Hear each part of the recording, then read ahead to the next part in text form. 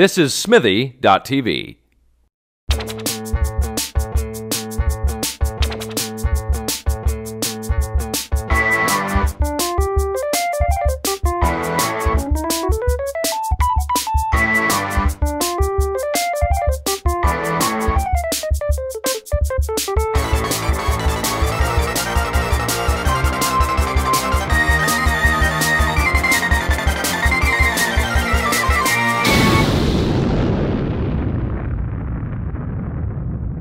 Cast this. Oh, what an explosion. My name is Grandpa James, the woodsman. I am Senor Ryan. Ryan is Senor because he's experimenting with Mexican hot sauce. I am. I'm creating hot sauce. And you're tingling all over. I do, but we have a hot topic today. We do have a hot topic. That's a nice intro. Can I just jump in and say that? That's great. Nice work on that. With us today is Keith Berry. Hello. Hi, Keith. Hey. Thanks for coming by. You're welcome. Keith, now we have some special episodes this week because it's TIFF. Now, mind you, when you're watching this, TIFF will be January 2012. long over to at least TIFF 2011, Toronto International Film Festival. But Keith is the lead in a short called "We Ate the Children Last." Yes, and yes, that's true. Yes. Based on a Yann Martel short story. Was it originally published in The Guardian? I believe so. I can't find any other sources for it. But then again, I don't read much, so I only go online. Yeah. So I'm like, if it's not anywhere but there, it must have started there, right? It's a story about, it starts off with a man who has colon cancer and they replace his stomach with a pig's stomach or digestive system. I believe the term is a full pig organ xenograft. Oh. So he gets the whole shebang. He gets all of it, hence the giant railroad scar from, throat to belly. So. And he starts adopting the eating habits of pigs. He does. He starts taking on porcine habits, to put it. It sounds better when you say it like that. It's a great word, isn't porcine. it? Yeah, sure. yeah. It's an equine porcine. Yeah. There was another word in there that I really liked. Was it opprobrium? Is that the word? It may have been. I don't know. I think it means something that I really liked Keith Berry. That's right. It just rolls off the tongue. Oh, sorry. Yes. And it means something that makes something distasteful. I think he uses it in the context of that eating garbage is no longer distasteful. So, was it ever though? If we really want to explore that, I don't know. I've eaten a lot of Burger King. So. Oh, that's probably worse actually. It's in my system right now. Yeah, and it has been since I was 8 years old. I like things that don't digest. It's great. Yeah, we'll go for a colon irrigation together later. So your experience with this film, I mean, it's it's a pretty interesting story. I mean, it is. It's pretty heavy actually. For a short film, short films have to get to it pretty quick. Yeah. And since it's a dystopic tale of things gone amok when somebody tries to do something good for the human race, it flowed pretty quick and ran very well when I saw the screening of it a few weeks ago, and I was really amazed what they managed to pull in. I mean, it is a short story, but it covers a lot of ground very quickly. So, and it's got also, with the filmmaking involved, some really interesting aspects to how he went about making this. This is Andrew Cividino, who's the director. He used last year's G20 summit. He did, to great effect. To film riot police in action. Yes, you just happened to be in production when that was going on. Was it planned at all? This was before I started shooting, and this was the pre-production element. In essence, is B-roll. So he was right on the ball, and he went there with cameras with a crew actually. And because it's about pigs and how, and I don't want to spoil it, even though it's just 13 minutes, but it's how kind of people don't start to accept the fact there's a lot of people with these pig organ transplants, and in fact, we get treated like second-class citizens. So. Right. There's people protesting that, so they're wearing pig masks, and you imagine doing that in front of the cops. It's probably not the best optics for them. So they weren't crazy about seeing that. They had no idea there was a short film being shot. They thought they were just being on camera. And they just thought they were being mocked. Exactly, yeah. They were like only a few feet away, so they were surrounded They were the times. first people to be beaten during the G20 riots. But they had such big grins on their faces while they were being beaten because they knew the great B-roll. He says, we are going to get the budget for this film after all. As long as I'm in TIFF, whack, whack, whack, whack. Can I joke about that? I'm sorry. I think this is the forum for that. Sure, if you're going to do it here. Our cops are tops. I just want to. None of this is true. Yeah, that's none of it at all. Well, except for the actual footage. Except for the stuff that you can see. And it's used in the short, and it probably gives it some really interesting. It does because they're actually protesting,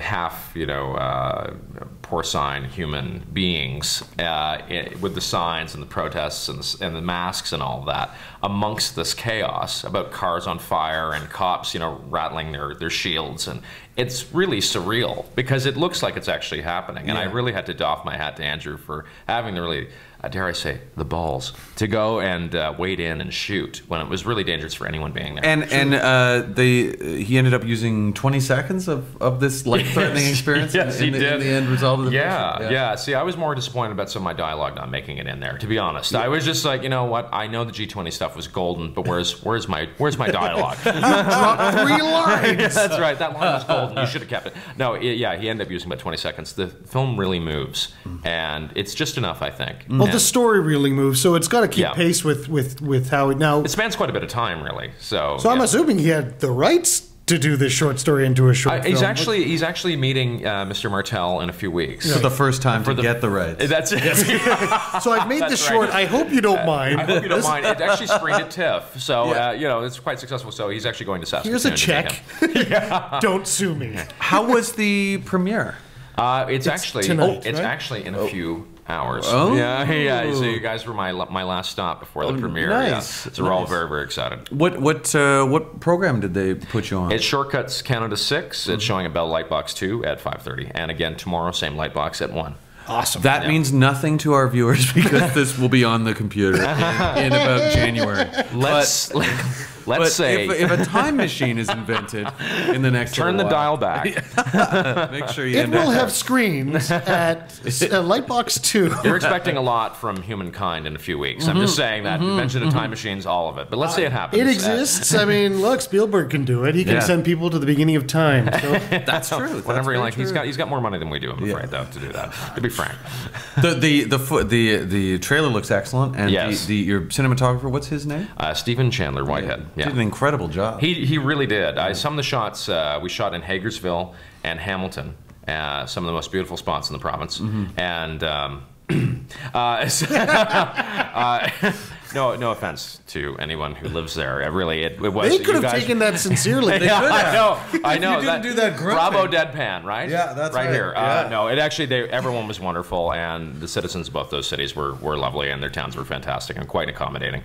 And did that save it, by the way? Yeah, yes, it did. So were troughs We'll bleep involved and all that? Did you do internment camp footage or what? Oh, we did a little bit. Yeah. It's kind of, there's a few scenes where I'm being kind of driven out of the city, and I'm witnessing a lot of stuff. On the way out, and it touches on that for sure. People being corralled and masked, and so there's crowd scenes, obviously, with the G20 footage. Yeah. But how many extras or I think it was about 50 extras. That's pretty impressive for a short film. Yes, there's no doubt about that. When he told me that, what was the budget for this? You know what? I don't know. 30,000. 30,000. Good. He said he made me work for sandwiches, so I was just like, he goes, I only have about $100 left. I'm like, really? That's kind of odd. Bravo's funding this, right? Craigslist and Mandy.com can get you free extras. Yeah, that's right. It's very true, but no, I believe that is the budget in that. But he really worked those numbers quite well, I think, because he did a lot for that, for certain. Yeah, that's great. Yeah. So TIFF. Now, this is your first not just exposure to it. I'm assuming in being in the film, but now that you're in the festival, also, what kind of tiffing have you been doing? Oh, well, I'm going to parties, of course, and I got interviewed last weekend at one that I cannot remember the name of. It was on. Doesn't matter. It's not us. Yeah, that's right. Yeah. So what does it matter, really? No, it was, and that was a. And we weren't invited. That's right. I know. I was barely invited. I just kind of showed up, but I did some press for that, and I went, of course, my agent's party at the Drake Young Filmmakers Party last week, and the Inc. Toronto Writers Party, Writers Mafia Party, I think, fifth year, a few days ago as well. So I'm getting out there for certain. Great. It's all about networking, right? It is. That's what this whole thing's about. Yeah, but it's been a lot of fun, and being in the festival for the first time ever has been an absolute treat. It has been pretty amazing. What sort of loot bags have you got? Other than the ones I put together for myself, none. You got a ticket to his show. That's right. I can see my own. That's right. Yeah, that's right. I had to buy. You have to buy your own tickets. Yeah, only the Clooney's and Pitts of this world get a couple of rows in the theater. That's the sad reality of Canadian production. It's like I'm going to be in line like everyone else in a suit, but I'll be in line. At least Andrew got a ticket. Yeah, that's good. I think they, one and a producer. Yes, that's right. We have enough. Then the rest is on Deal Find, I believe. That's right. I was hitting Kijiji hard when this. I was like, anything? No. All right. Well, let's take a break. We'll be right back after this with Keith Barry. Thanks. Do you have the on-screen talent for the video? Do you need on-screen talent? If you do, how many people? And what role? Just like a character from a television show, you need to define what their role within the context of the video is. If not, do you need to hire actors? If you need to hire actors, is this something that you will handle, or do you want it to be the responsibility of the video production company? And when hiring, are there certain traits and characteristics you're looking for in the actors that you want to hire? And we're back. We're back. So blasé. Nice. We're back. We're back. Hey, Keith. So, Keith, for being here. Oh, thank you. Yeah. Let's go to your career leading up to this event. We don't have to do that. Well, we don't have to, but how did you how'd you get the acting bug, and then when did you decide to try and make a career out of this? Well, I've actually had a couple attempts at this. So, I'm the last of 6 kids for starters. So, and I got family much older than me, my brothers and sisters. So, attention Where are you central. from? I'm from a small town north of Toronto, called Beaverton. Beaverton. Well, I lived. See, the sad truth is, I found out. Beaverton. I know It's a great name. Yeah, that's right. It's the ice fishing capital of Canada. Is that Maybe right? perhaps the world. Oh, wow. I know. I don't know. I think there's a Russian community that's vying for that spot. That's all I got. Yeah, so I grew up just outside of there, and just being the last of 6 kids, you just inherently want attention. Being the last, you get attention. So it works both ways. And when I started in high school, I was really, I was quite quiet, but when I finally came out of my shell, I just absolutely adored telling jokes and getting attention, and just, it's the classic, it's the cliche. It really is. You can get that bug so early on, but when you get the attention, the feedback's everything. If you get good feedback, great. The moment someone reacks to you, you suddenly feel like, positively. I can do this. Not just shut up. Yeah. Shut up. Yeah. Oh, the camera's this way, right? Hello. And there too, right? Multiple areas. Yeah, that's right. Not very nice. I would say then, but I really didn't pursue it because I'm an artist first. I draw and I illustrate. So I was thinking I was going to pursue that, but it always kind of called me to do that. So I was doing stage and some stand-up. I shot a pilot with Second City years ago, and then I decided to take off time to get married and then divorced. And then was that just a couple of weeks, or what? That ended up being several years. Actually, the process is much longer than I thought it would be. And then when I decided to really concentrate on things I loved and stop doing the 9-to-5s, I got back into acting again, got myself an agent, got serious about it. So the last few years, returned to television and film and doing what I can. As most Canadian actors, we have day jobs. Do you have a day job right now? Yes, I do. Yeah. What do you do? I work in marketing at a law firm. Oh wow! Yes, fantastic. I know. And do you use your drawing bug there, like I'm in interactive. That's what I do as well. So it's part of what I apply to it. But it's the tricky part is being an actor and having that day work, especially stressful day work, to try to be on when you're doing auditions, to try to bring that to your auditions, to your work when you've got a kind of a grueling 9-to-5. And a lot of actors, that's what we deal with every day. Whether it's waitering, whether it's an office job, it's tough. Is to summon it when you need to. When you summon, sure, for sure. But it allows you the ability to audition when you need to. I mean, there's always conflicts for sure. I mean, if I got a meeting, I have a meeting. I can't just say, I'd love to, but I've got an aspirin ad. I got, I'm headache except for number 5, and I gotta make a beeline. I gotta pick up my sides. That's right. Yeah, exactly. You don't understand. So it's a tricky juggle sometimes, but still well worth it. And last year I had the advantage of being able to take the summer off, and I worked pretty steadily then. Oddly, on a lot a training videos. I don't know. Right? I don't know why. I don't know. Sometimes it's just the ebbs and flows of the business. You look so professional. Well, I think that's what it is. It's all a ruse. Don't believe it. Acting chops. That's right. And you've done a lot of your projects have been all of the Yes. How are they put there? I guess they're called docudrama. Docudrama. So like you reenact plane crashes and murders. That's right, and I'll be the guy. I mean, I get villains a lot, and that's fine by me. That's okay. So, are you ever the body? I have been the. It's funny you say that. I've been the body and the guy before he died in the same show. Good. So I was the cadaver first, and then I miraculously sprang to life because I really wasn't that guy after all. See, I know. I'm a bit confused, but that's fine. It's a little bit of mistaken identity. I played both parts for some reason. I'm not going to. Was that Forensic Factor? That was not Forensic Factor. It was Cold Blood. It was no. That wasn't that one as well. That was Urban Legends. Is that one? Oh, you owe me $25.